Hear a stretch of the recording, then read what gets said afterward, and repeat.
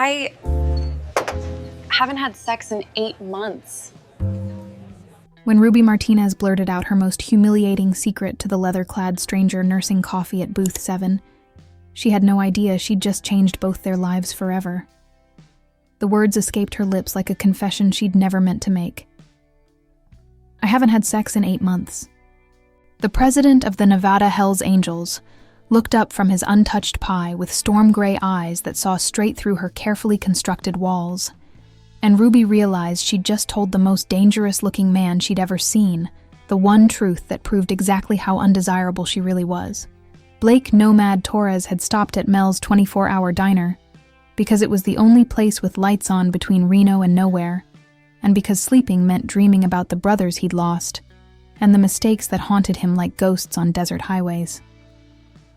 He'd been riding for 18 hours straight, running from memories that followed him no matter how fast his Harley could carry him across the Nevada landscape.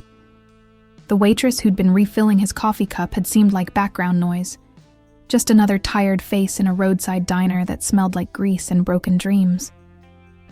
She'd called herself ugly when she'd introduced herself, like it was part of her name. "I'm Ruby, the ugly waitress, and I'll be taking care of you tonight." He'd looked up then, really looked, and seen something that made his chest tighten with unexpected recognition. If you love forbidden love stories, subscribe and don't miss the next one. Ruby Martinez wasn't ugly. She was invisible in the way that beautiful women became invisible when they believed they weren't worth seeing. Soft brown hair pulled back in a messy ponytail, dark eyes that avoided direct contact, a body hidden under baggy uniform clothes that suggested shame rather than comfort. She moved through the diner like she was apologizing for taking up space, like she expected people to look through her rather than at her. Blake had seen that kind of invisibility before. He'd lived it for most of his 35 years, understanding what it meant to be overlooked and underestimated. But he'd built armor from leather and chrome, and the kind of reputation that made people cross the street. This woman had built her armor from self-deprecation and the assumption that she wasn't worth anyone's time. The confession had come out of nowhere. Blake had made some offhand comment about the pie being too sweet, and Ruby had laughed, a real laugh that transformed her entire face, and said, "That's what I told Mel. But nobody listens to the ugly waitress. Hell, nobody talks to the ugly waitress. I haven't had a real conversation in months. Haven't had sex in 8 months. But who's counting?" The words hung in the air between them like a bridge neither of them had expected to build. Ruby's face had turned crimson as she realized what she'd said, her hand flying to cover her mouth like she could take back the honesty that had escaped. "I'm sorry," she'd whispered. "I don't know why I said that. You probably think I'm pathetic." Blake had looked at her, really looked, and seen something that made his heart skip like a teenager's. This woman who thought she was ugly and undesirable had just shown him more genuine vulnerability than anyone had in years. In his world of careful alliances and calculated risks, Ruby Martinez was like finding fresh water in the desert. "I think," he'd said quietly, "that 8 months is their loss, not yours." The simple kindness in his voice had made Ruby's eyes fill with tears she'd been holding back for longer than 8 months. She'd spent so long believing she was invisible that having someone truly see her felt like being struck by lightning. Blake Torres had built his life around being untouchable. President of the Nevada Hells Angels, a man whose reputation preceded him into every room and whose word was law across 3 states. He'd convinced himself that solitude was strength, that needing people was weakness, that the only family that mattered was the brotherhood that wore patches like his. But sitting in that fluorescent-lit diner at 2 a.m., watching a woman who called herself ugly discover that someone saw her as beautiful, Blake realized he'd been lying to himself about what strength really meant. Maybe strength wasn't about being untouchable. Maybe it was about having the courage to reach out and touch someone else, even when that touch might break you both. Maybe especially then. Ruby Martinez had been working the graveyard shift at Mel's 24-hour diner for 3 years, and she'd perfected the art of being forgettable. Truckers ordered coffee and eggs without looking at her face. travelers grabbed quick meals while checking their phones. Even the regulars, the insomniacs and night workers who populated her small world between midnight and dawn, treated her like part of the furniture. She preferred it that way. Invisible was safe. Invisible meant nobody noticed when you gained 10 pounds or when your uniform was wrinkled or when you hadn't bothered with makeup, because what was the point? Invisible meant nobody could reject what they couldn't see. But the man in booth 7 had been different from the moment he'd walked in. Blake Torres moved like violence contained in leather, all controlled power and watchful eyes that cataloged exits and threats with automatic precision. The Hells Angels patches on his jacket should have terrified her. Ruby had grown up in Nevada, knew what those colors meant. But instead of fear, she'd felt something she hadn't experienced in months. Interest. Not romantic interest. Nothing that presumptuous. Just the simple human fascination with someone who seemed to exist in full color while the rest of the world lived in grayscale. He'd chosen a booth with clear sightlines to the door and windows, his back to the wall, and ordered coffee black with apple pie he didn't seem interested in eating. "You gonna actually eat that, or just rearrange it until it surrenders?" Ruby had asked after her third trip to refill his cup. Blake had looked up with those storm gray eyes, and Ruby had felt like he was seeing something in her that she'd forgotten existed. "Pie's too sweet." "That's what I told Mel, but nobody listens to the ugly waitress. Hell, nobody talks to the ugly waitress. I haven't had a real conversation in months. Haven't had sex in 8 months. But who's counting?" The words had escaped before Ruby could stop them, and the mortification that followed was so complete she'd wanted to disappear through the cracked linoleum floor. She'd just told a complete stranger, a dangerous stranger, her most pathetic secret. Proof positive that she was exactly as undesirable as she'd always believed.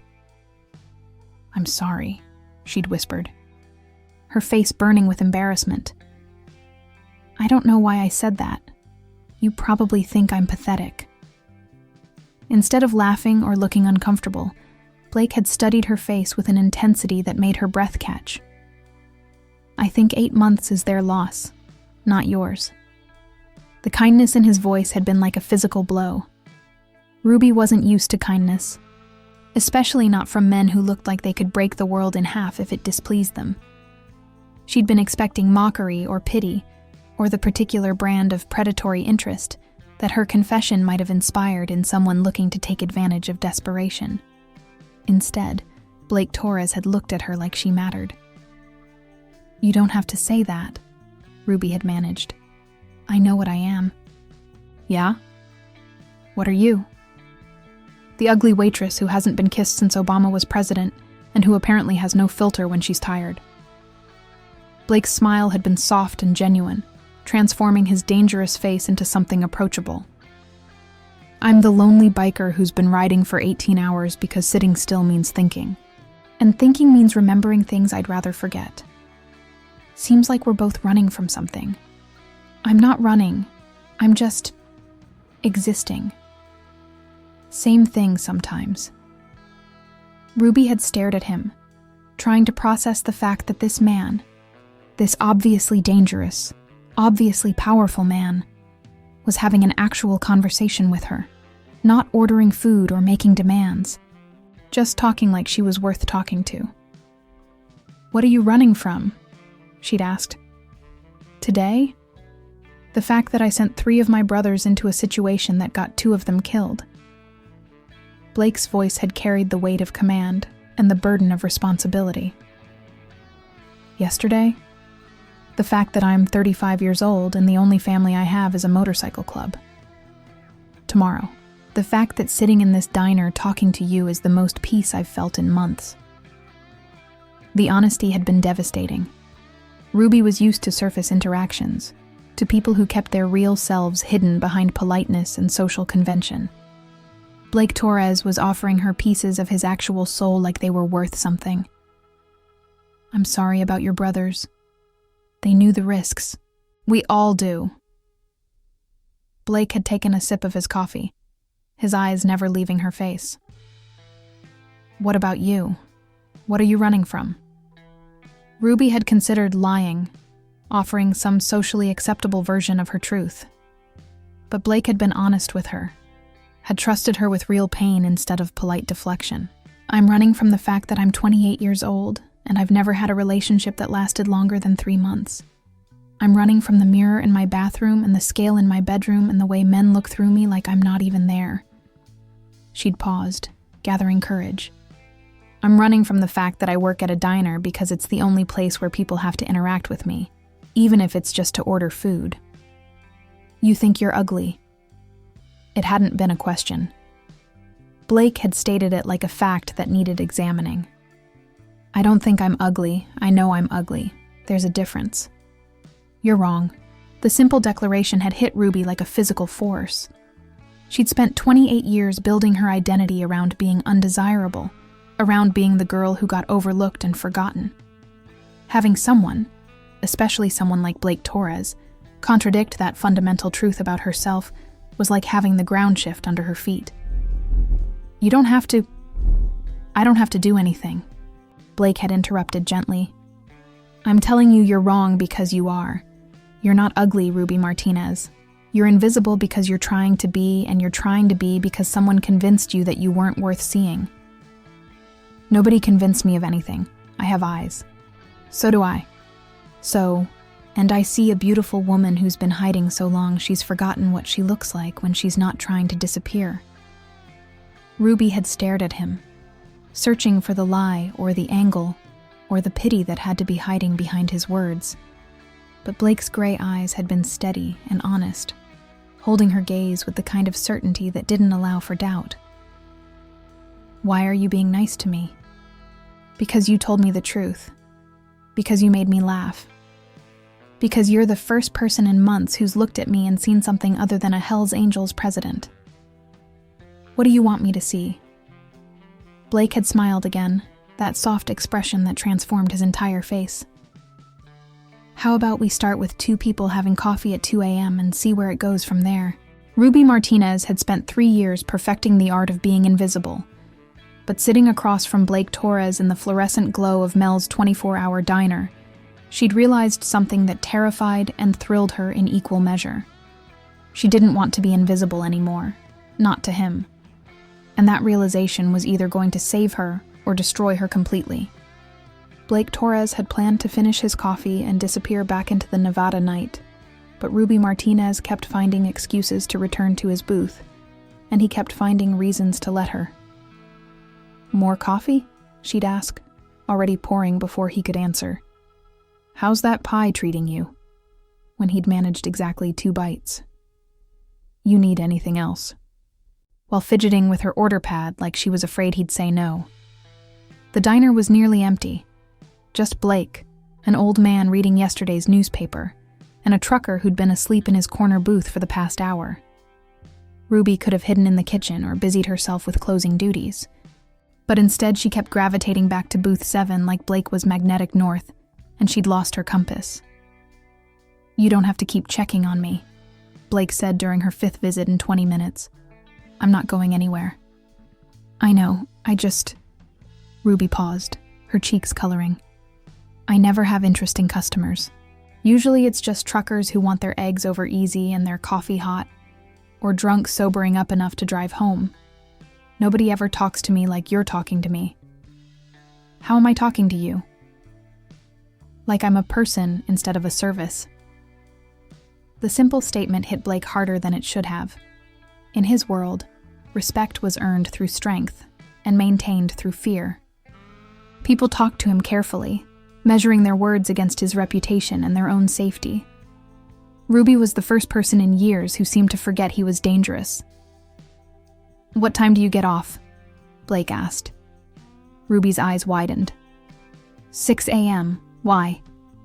Figured I'd stick around, if that's okay with you. You want to stay here for 4 more hours. The coffee's terrible, and the pie's too sweet, and I'm not exactly scintillating company.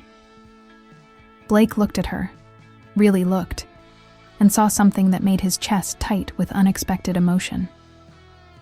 Ruby Martinez was genuinely confused by the idea that someone might want to spend time with her, not want something from her, not tolerate her presence while waiting for something better, just want to be around her.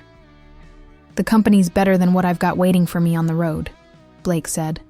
Besides, someone needs to help you figure out what you actually look like.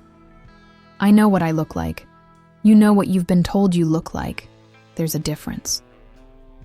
Blake had been with enough women to recognize beauty in its various forms. Ruby Martinez wasn't conventionally pretty in the way of magazine covers and movie screens, but she had something more valuable: authenticity. Her face was expressive and kind, her laugh was genuine, and when she forgot to be self-conscious, she moved with natural grace. More than that, she was smart. Blake discovered this as the night wore on, and Ruby's initial nervousness gave way to actual conversation. She read voraciously, everything from romance novels to biographies to philosophy texts she'd ordered from the library. She'd started college twice, once for nursing, once for education, but had to drop out both times when money ran out. "What's your dream job?"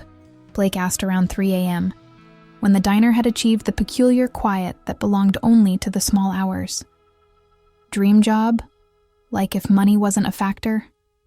Like if nothing was a factor? Ruby considered this while refilling his cup for the 15th time.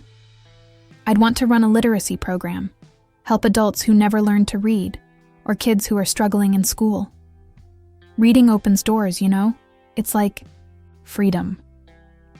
Blake thought about the books he'd seen in his brother's homes, gathering dust because prison sentences and hard living had made education seem like a luxury they couldn't afford. Ever think about starting small? Maybe volunteer work? "With what time? I work 6 nights a week here, pick up day shifts when I can, and besides..." Ruby's voice trailed off. "Besides what? Besides, who wants help from the ugly waitress? You need confidence to teach people, and I can barely convince customers to try the daily special." Blake watched her face as she spoke, cataloging the way her eyes dropped when she mentioned her appearance, the way her shoulders curved inward like she was trying to take up less space. Someone had done a number on her self-esteem, and he found himself wondering who and why and whether they were still around to answer for it. "Tell me about the last 8 months," he said suddenly. "What? You said you haven't had sex in 8 months. What happened 8 months ago?" Ruby's face flushed crimson, but she didn't deflect the question. Blake was starting to realize that honesty was her default setting, even when it hurt her. "I was dating this guy, Marcus. Met him at the grocery store of all places. He seemed nice, said he liked that I was real and down to earth." Ruby's laugh was bitter. Turned out he had a girlfriend the whole time. A real girlfriend. The kind who goes to yoga classes and takes Instagram photos of her breakfast. I was just his side piece, except I didn't know it. "How'd you find out?" "She showed up at my apartment, wanted to know who the fat girl was who'd been texting her boyfriend." Ruby's voice dropped to a whisper. The worst part wasn't that he cheated. The worst part was that she looked at me and laughed. Like the idea of Marcus actually choosing me over her was so ridiculous it was funny. Blake felt anger rise in his chest, the cold, controlled kind that had made him president of one of the most feared motorcycle clubs in America. "Where's Marcus now?" "I don't know. I blocked his number, avoided the grocery store for 2 months. Learned to shop at the 24-hour Walmart at 3 a.m. so I wouldn't run into anyone I knew." "And you haven't dated since? Have you seen me? Who would I date?" Blake reached across the table and touched her hand, ignoring the way she startled at the contact. "Ruby, look at me." She raised her eyes reluctantly, and Blake could see years of accumulated hurt and rejection reflected there. "You're beautiful," he said simply. "Not in spite of anything. Not if you lost weight or changed your hair or wore different clothes. Beautiful exactly as you are. Right now, in this moment. You're just being nice. I'm being honest. There's a difference." Blake kept his hand on hers, feeling the tremor in her fingers. "You have the prettiest eyes I've ever seen. Your smile lights up your whole face. When you laugh, you sound like pure joy. And when you talk about books or teaching or things you care about, you glow from the inside out." Ruby stared at him like he was speaking a foreign language. Why are you saying this? Because it's true. Because you need to hear it. Because I've been sitting in this booth for 4 hours, and I haven't thought about the road once. What's so bad about the road? Blake considered how much truth to offer her. Ruby had been honest about her pain. She deserved the same from him. The road is where I go to run from being responsible for other people's lives. Being president of a motorcycle club means making decisions that get people hurt or killed or sent to prison. The road is the only place where I'm just Blake Torres, not the man who has to choose which brother lives and which brother dies. That's a heavy burden. It's the life I chose. Blake met her eyes. But sitting here with you, talking about books and dreams and ugly waitresses who aren't ugly at all. This is the first time I've felt like myself in months. Ruby was quiet for a long moment, processing what he'd shared. When she spoke, her voice was soft but steady. What happens when the sun comes up? Blake looked out the window at the Nevada darkness, knowing dawn was still hours away, but feeling like time was running out anyway. I don't know. Do you have somewhere to be? I have somewhere I'm supposed to be. That's different. Where are you supposed to be? Salt Lake City, club business. How far is that? 6 hours, maybe 7. Ruby nodded slowly. So you'll leave at dawn, and I'll go home to my empty apartment, and we'll both go back to running from whatever we were running from before. Probably. That seems like a waste. Blake squeezed her hand gently. What would you rather do? I'd rather pretend that beautiful, dangerous men fall in love with ugly waitresses. I'd rather believe that honesty and kindness matter more than Instagram photos and yoga classes. I'd rather think that someone like you could see something worth loving in someone like me. The confession hung between them like a bridge. Blake wasn't sure either of them was brave enough to cross.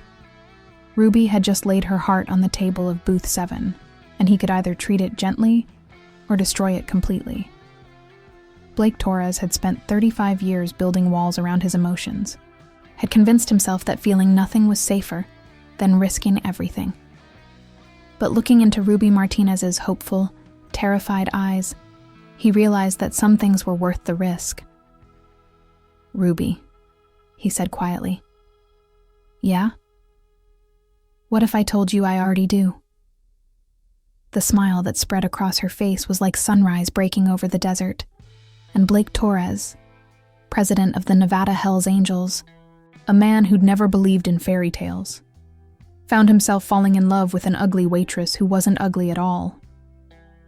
Ruby discovered who Blake Torres really was at 4:30 a.m., when his phone rang with news that would shatter their perfect bubble of stolen time.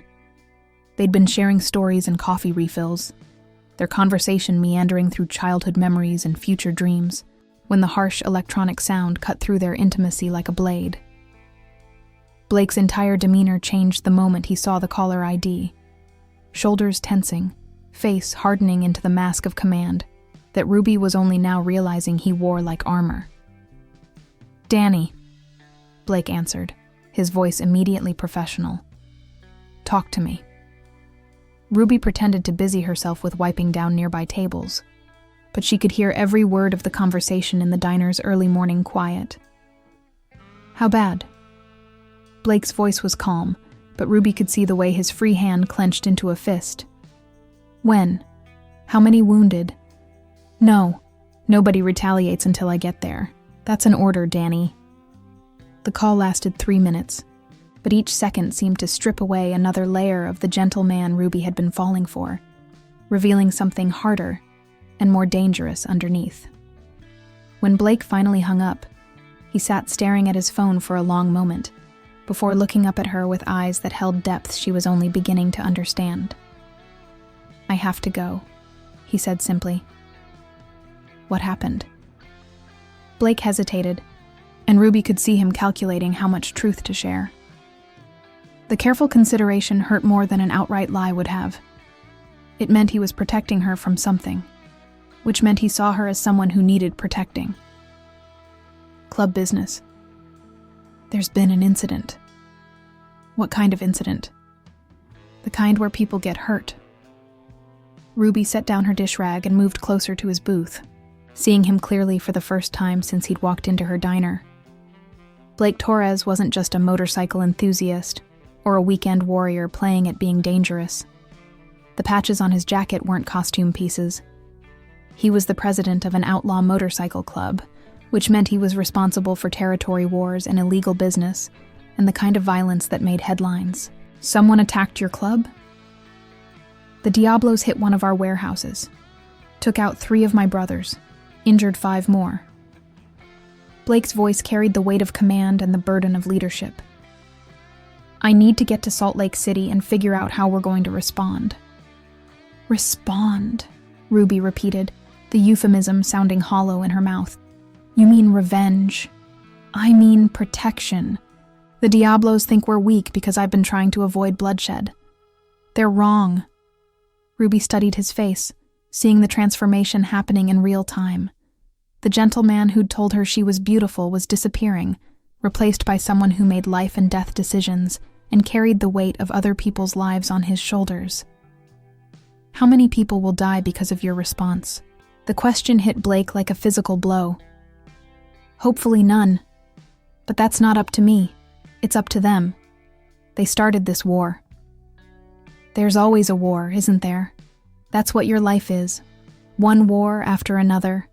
Violence and revenge and brothers dying for territory and pride. It's more complicated than that. Is it? Ruby's voice rose slightly, drawing a concerned look from the trucker in the corner booth. Or is that just what you tell yourself to make the violence feel necessary? Blake's eyes flashed with something dangerous. You don't understand my world, Ruby. You serve coffee and read books and think the worst thing that can happen is someone calling you ugly. I'm responsible for 300 men across 4 states. Their safety, their families, their futures, all of that falls on my shoulders. And that justifies the killing? It justifies the protecting. Ruby stared at him, seeing the fundamental divide that separated their worlds. She'd been falling in love with the man who'd seen her beauty and treated her with kindness. But that man was just one facet of someone much more complex and dangerous. What about us? She asked quietly. What about this? She gestured to the space between them, the booth where they'd shared honesty and built connection.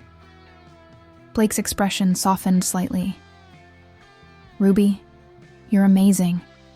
You're everything I didn't know I was looking for. But my life, it's not safe for people like you. It's not built for relationships or normalcy or women who deserve better than wondering if their man's coming home alive. Shouldn't that be my choice to make? Not when the consequences include you getting hurt or killed because someone wants to get to me. Ruby felt something break inside her chest. Not her heart, exactly, but the fragile hope she'd been building around the possibility of being loved by someone who saw her worth. So this was just entertainment? Something to pass the time until you had to get back to your real life? No. Blake's voice was fierce. This was the most real I've felt in years. You made me remember what it feels like to be human instead of just a weapon. But not human enough to stay. Human enough to know that staying would get you killed. Ruby laughed, but there was no humor in the sound. You know what's funny? For 4 hours, I felt beautiful. I felt worth wanting. I actually believed that someone could look at me and see something special. I do see something special. Special enough to fuck, but not special enough to fight for. The crude language sounded wrong coming from Ruby's mouth, but Blake could see the pain driving her words. She was lashing out because she was hurt, and she was hurt because she'd been brave enough to hope. It's not about what you're worth, Ruby. It's about what I am. What are you? Blake met her eyes with the kind of honesty that destroyed illusions. I'm a man who's killed people, multiple people. I'm a man whose enemies would torture you to death just to send me a message. I'm a man whose life is built on violence and loyalty to an organization that most of society considers criminal. I knew all that. No, you knew the idea of it. You knew I was dangerous in the way that makes women's hearts race and their panties wet. You didn't know what it actually means. The deliberate crudeness was designed to hurt her, to push her away before she could get in deeper. Ruby recognized the tactic. She'd used it herself plenty of times, driving people away before they could reject her. "Don't do that," she said quietly. "Do what?" "Turn yourself into a monster because it's easier than admitting you're scared." Blake's mask slipped for just a moment, revealing the fear and longing underneath. "I'm not scared." "Yes, you are. You're scared that you might actually deserve something good for once. You're scared that letting yourself be happy with me means being vulnerable, and vulnerable means weak, and weak means your brothers die." The accusation hit closer to home than Blake wanted to admit. He'd spent so many years equating isolation with strength that the idea of needing someone felt like betrayal of everything he'd built. Even if that's true, it doesn't change the reality. My world will destroy you, Ruby. Maybe not today, maybe not tomorrow, but eventually. And I won't be responsible for that. Ruby stared at him for a long moment, then nodded slowly. Okay, you're right. Your world would probably destroy me." Ruby's voice was calm now, resigned. "But you know what's going to destroy me faster? Going back to being invisible. Going back to believing I'm not worth fighting for." She turned away from his booth and walked toward the kitchen, her shoulders straight despite the tears he could see threatening to fall. "Ruby, your coffee's on the house," she said without looking back. "Drive safe, Blake. Try not to get any of your brothers killed." Blake Torres sat in booth 7 of Mel's 24-hour diner, watching the most honest woman he'd ever met disappear into the kitchen, and realized he'd just made the biggest mistake of his life. But his phone was ringing again. Danny calling with updates on the wounded and reports from the field. And duty was calling louder than his heart. He left $40 on the table for a cup of coffee and walked out into the Nevada darkness, telling himself he was protecting her, knowing he was really protecting himself from the terrifying possibility of having something real to lose. 3 weeks later, Blake Torres stood in the smoking ruins of a Diablos clubhouse in Salt Lake City, surrounded by federal agents and the kind of media attention that made his lawyer reach for antacids, and realized that winning a war could feel exactly like losing everything. The conflict had escalated exactly as he'd known it would. The Diablos had retaliated for his measured response to their warehouse attack, hitting a Hells Angels bar in Reno and leaving 2 more of his brothers in intensive care. Blake had responded with surgical precision, taking out their drug operation and their primary source of income without spilling unnecessary blood. But the Diablos president, Carlos Vega, had decided to make it personal. "We know about your waitress." Vega's voice had been gleeful over the phone, like a child announcing a new toy. "Ruby Martinez, right? Works at that shithole diner outside Reno? Pretty little thing when she's not hiding under those baggy clothes." The threat had turned Blake's blood to ice. He'd been so careful, had made sure no one followed him from the diner, had told no one about Ruby or the 4 hours that had changed everything. But Carlos Vega hadn't become president of a rival club by being sloppy about intelligence gathering. "Touch her, and I'll burn your entire organization to the ground," Blake had promised, his voice carrying the weight of absolute certainty. "Already touched her, Hermano. She serves excellent coffee. Very friendly girl. Told me all about the lonely biker who made her feel special for one night." The phone had gone dead, leaving Blake staring at his device while rage and terror fought for control of his nervous system. He'd immediately dispatched 6 of his best men to the diner, had called in favors with law enforcement contacts, had mobilized every resource at his disposal to protect a woman he'd convinced himself he was protecting by staying away from. He'd been 3 hours too late. Ruby hadn't been harmed. Carlos Vega was too smart to actually hurt her, knowing that would bring down federal heat he couldn't handle. But she'd been terrorized, had spent 6 hours believing she was going to die because she'd made the mistake of falling for the wrong man. They told me you'd probably gotten me killed, Danny had reported, his voice tight with controlled anger. Said I was lucky they were feeling merciful, that next time they might not be so generous.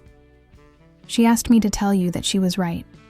Your world did destroy her, just not the way either of you expected. Blake had ended the Diablos that night. Not the measured, strategic response he'd been planning, but the kind of biblical vengeance that left nothing standing and no one breathing.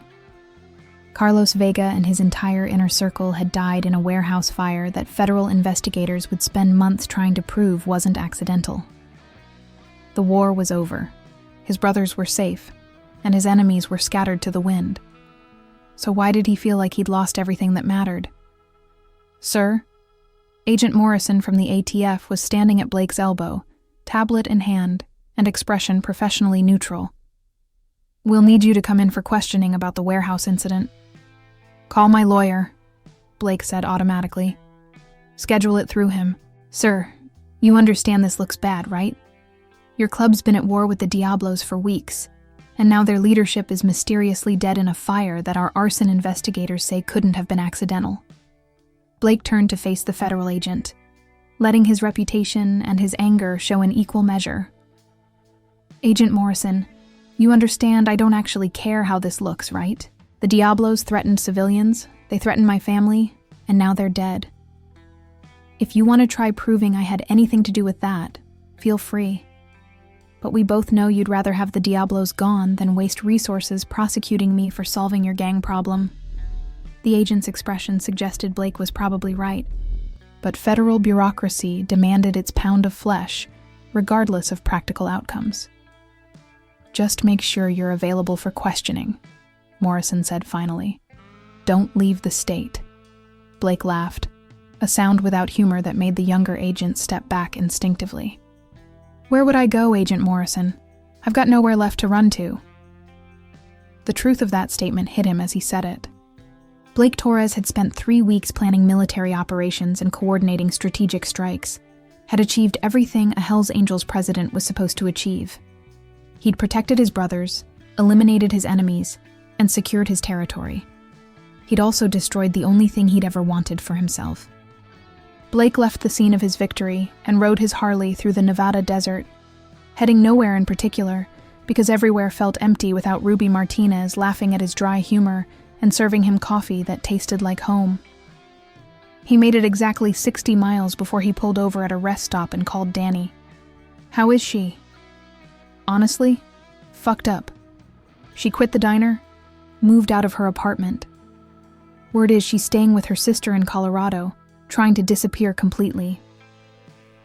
Is she safe? She's safe from everyone except herself. Blake, she's convinced this is all her fault. Thinks she brought the danger on herself by getting involved with you. Blake closed his eyes, feeling the weight of every choice he'd made over the past 3 weeks. Maybe she's right. Maybe she is. But that doesn't change the fact that she's in love with you and you're in love with her and you're both miserable apart. Love isn't enough, Danny. My world. Your world is what you make it. You chose to build it on violence and isolation because that felt safer. Doesn't mean you have to keep choosing that. I'm the president of the Nevada Hells Angels. I can't just retire to play house with a waitress. Why not? The simple question hung in the desert air like a challenge. Why couldn't he? Blake had been president for 8 years, had built the chapter into something stable and profitable and feared. His brothers were loyal. His enemies were dead or scattered. His territory was secure. What was stopping him from choosing happiness over duty, love over loyalty, Ruby Martinez over everything else he'd ever thought he wanted? Because presidents don't abandon their brothers, Blake said finally. Presidents also don't let their brothers make the same mistakes they made. How many of the boys are alone, Blake? How many of them avoid relationships because they think it makes them weak or puts people in danger? How many of them are going to die alone because their president taught them that isolation was strength? Blake thought about his brothers.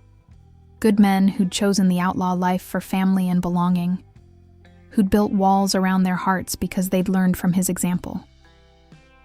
What are you saying? I'm saying maybe it's time for the Nevada Hells Angels to evolve. Maybe it's time to show the boys that strong men protect what they love instead of running from it. Maybe it's time for our president to be an example of something other than noble solitude. Blake stared out at the desert landscape, seeing nothing but emptiness stretching to the horizon. She won't forgive me. I abandoned her, Danny. I chose the club over her, and then my choices got her terrorized by psychopaths. Then you better figure out how to earn that forgiveness. Because the alternative is spending the rest of your life knowing you threw away the best thing that ever happened to you because you were too scared to fight for it. Blake Torres, president of the Nevada Hells Angels, sat on his motorcycle in the middle of nowhere and realized that Danny was right. He'd spent 3 weeks fighting a war for territory and pride, and the abstract concept of brotherhood. Maybe it was time to fight for something real. Maybe it was time to fight for Ruby Martinez and the possibility of building something beautiful instead of just protecting something broken. Maybe it was time to discover if love really was stronger than fear. If redemption was possible for men who'd built their lives on violence. If an ugly waitress and a dangerous biker could create something that mattered more than either of their pasts. The sun was setting over the Nevada desert, painting the sky in shades of hope and possibility. Blake Torres kicked his Harley to life and headed toward Colorado, riding toward the most important fight of his life. Ruby Martinez had been hiding in her sister Carmen's apartment in Denver for 3 weeks, working the day shift at a chain restaurant where nobody knew her name and nobody cared about her story, when Blake Torres appeared in booth 12 like a ghost made flesh. She'd been taking an order from a family with screaming toddlers, her mind on autopilot as she recited daily specials and refilled water glasses, when she looked up and saw him sitting alone by the window. The same storm gray eyes, the same leather jacket, the same dangerous presence that made her heart race and her breath catch. But something was different. Blake looked smaller somehow, diminished in a way that had nothing to do with physical size. The confidence and command that had radiated from him like armor seemed cracked, revealing something vulnerable underneath.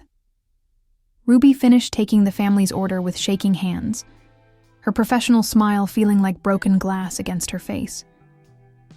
3 weeks ago, seeing Blake Torres would have filled her with hope and joy and the desperate relief of second chances. Now it just filled her with the memory of 6 hours spent believing she was going to die because she'd been stupid enough to fall in love with someone whose world ate innocent people alive. "Table 12 wants to see you," Carmen said, appearing at Ruby's elbow with the particular expression of sisterly concern that meant she was ready to call police or throw punches as needed. "I know." "That him? The biker?" Ruby nodded, unable to trust her voice. "Want me to have him thrown out? Miguel's working security today. He owes me a favor." "No, I need to handle this myself." Carmen studied her sister's face with the expertise of someone who'd been picking up Ruby's pieces for 28 years. "You sure?" "I'm sure." Ruby walked to booth 12 on legs that felt like they belonged to someone else, her heart hammering against her ribs with each step. Blake looked up as she approached, and she could see the carefully controlled hope in his expression, warring with something that might have been fear. "Hi, Ruby." "What are you doing here, Blake?" "I came to apologize, and to explain, and to ask for something I don't deserve." Ruby slid into the booth across from him, noting the way other customers were giving their table a wide berth. Even diminished, Blake Torres radiated the kind of danger that made smart people keep their distance. "How did you find me?" "I'm good at finding people. It's part of the job." "The job that got me terrorized by psychopaths?" Blake flinched like she'd struck him. "The job that I walked away from. Yesterday. Officially."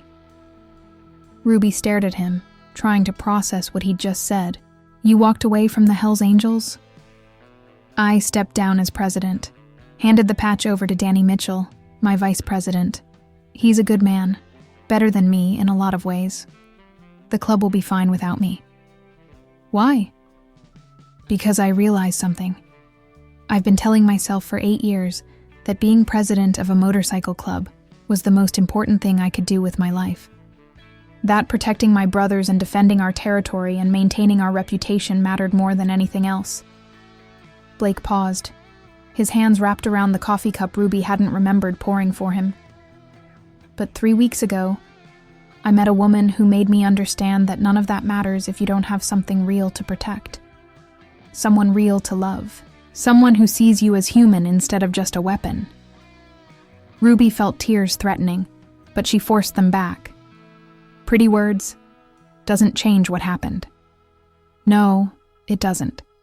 The Diablos targeted you because of me. You spent 6 hours believing you were going to die because I was too much of a coward to stay and fight for what we had. You weren't a coward. You were protecting me. I was protecting myself. From having to choose between the club and you.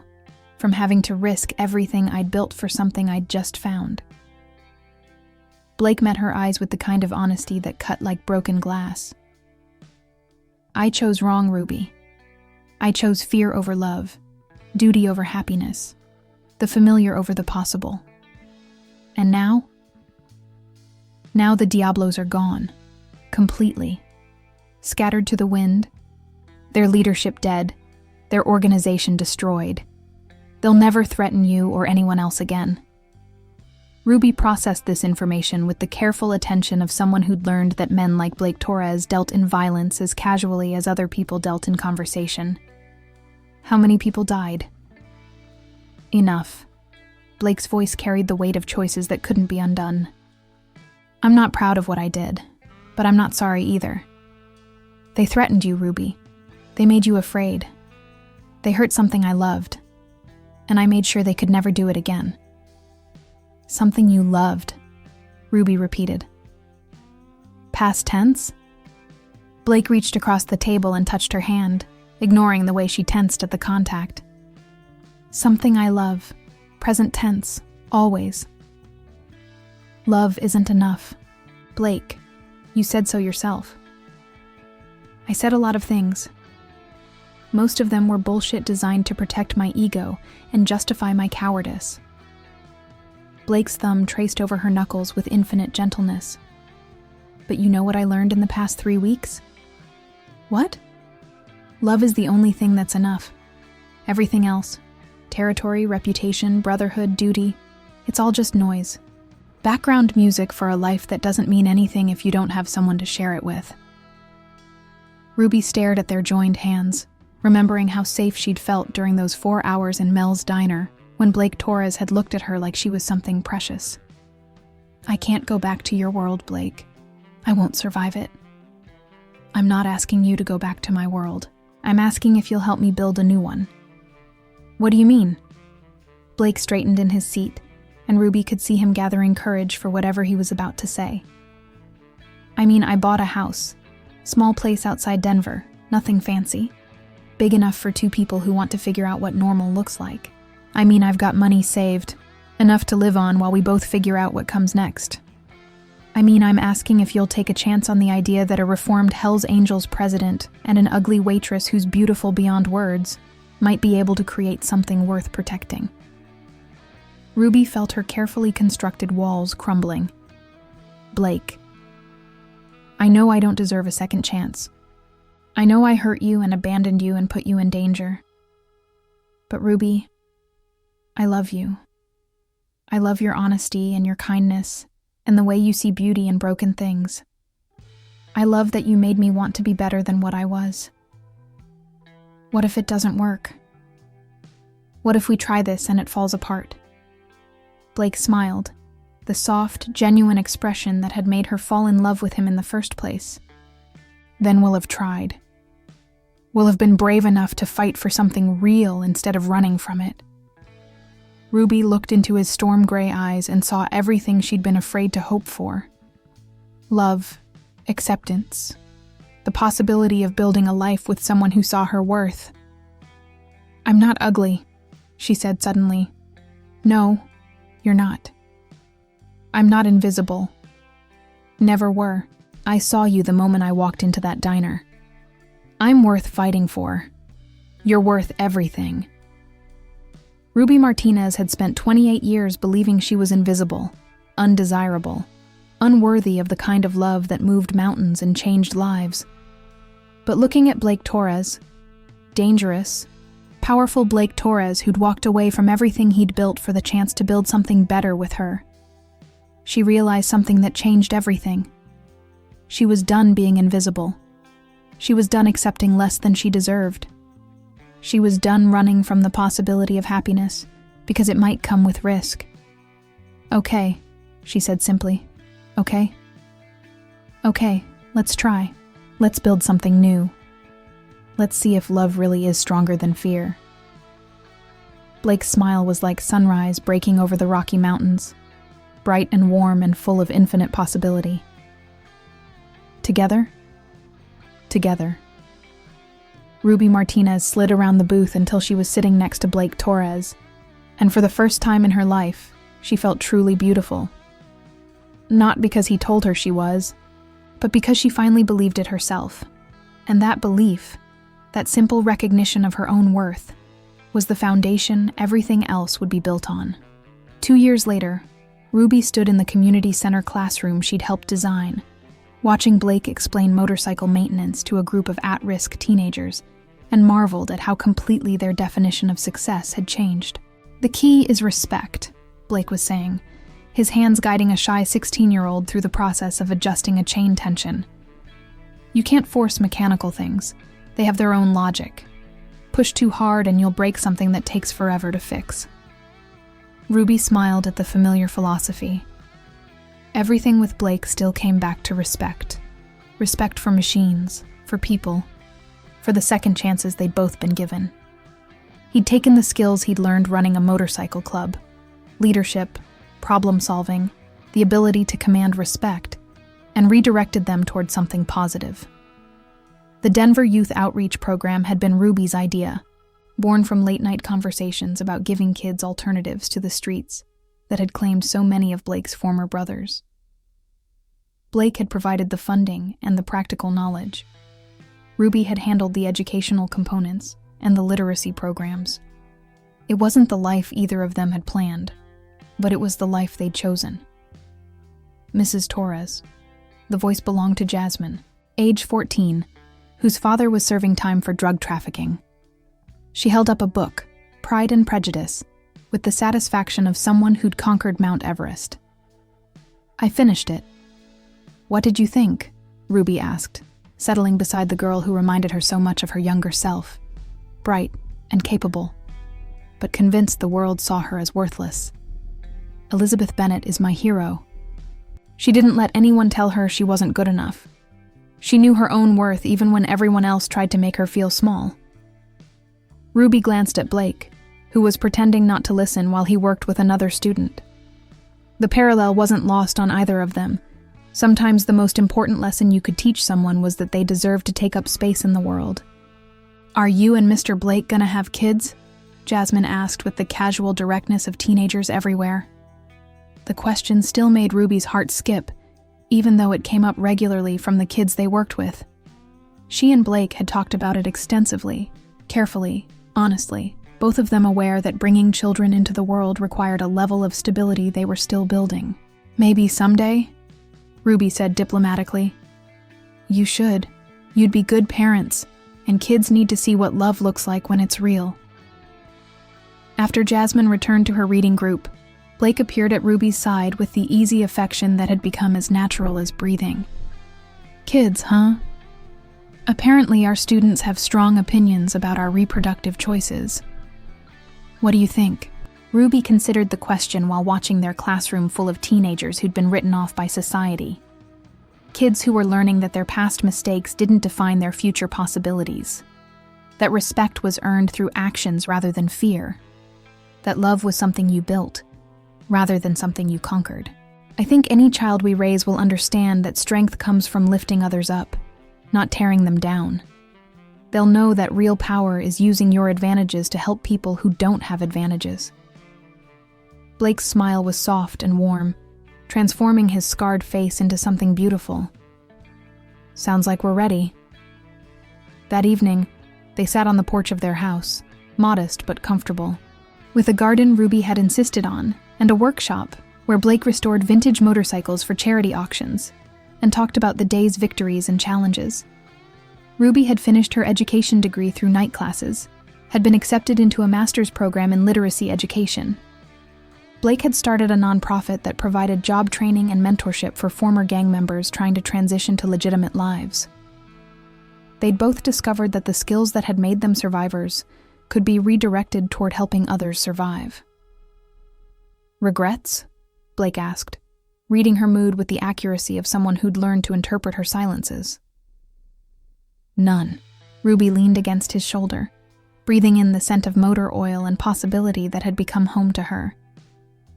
"Though I have to admit, sometimes I can't believe this is my life." "What part?"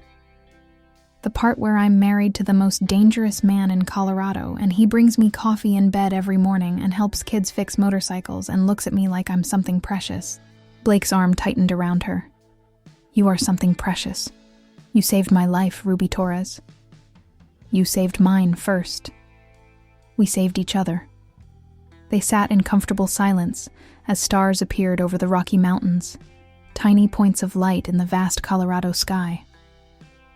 In the distance, Ruby could hear the sounds of their neighborhood settling into evening.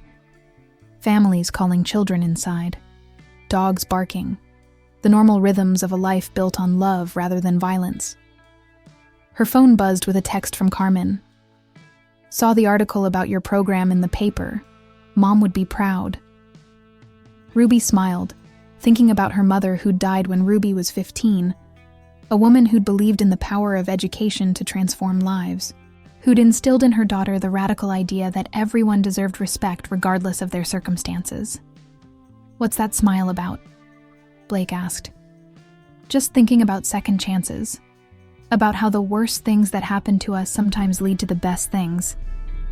"You mean Marcus and his girlfriend laughing at you?" "I mean all of it.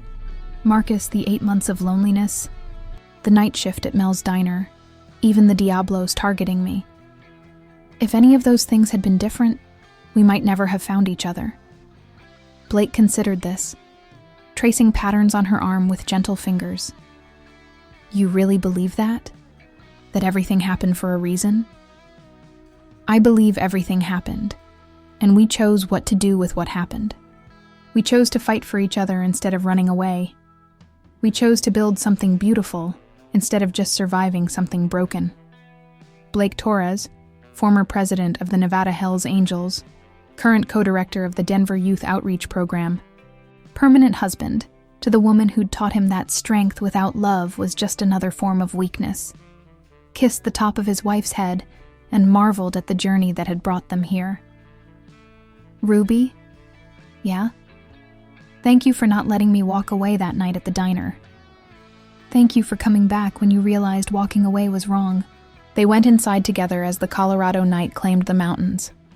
Two people who'd discovered that the most important battles weren't fought with weapons or violence, but with vulnerability and courage, and the willingness to believe that love really could transform everything. Behind them, their house stood as a testament to the truth that the strongest foundations were built on mutual respect, that the most beautiful love stories were written by people who chose each other every single day, and that sometimes the most unlikely partnerships created the most extraordinary results. And somewhere in the distance, the mountain wind carried the promise of all the tomorrows they'd build together. One choice at a time, one student at a time, one act of love at a time.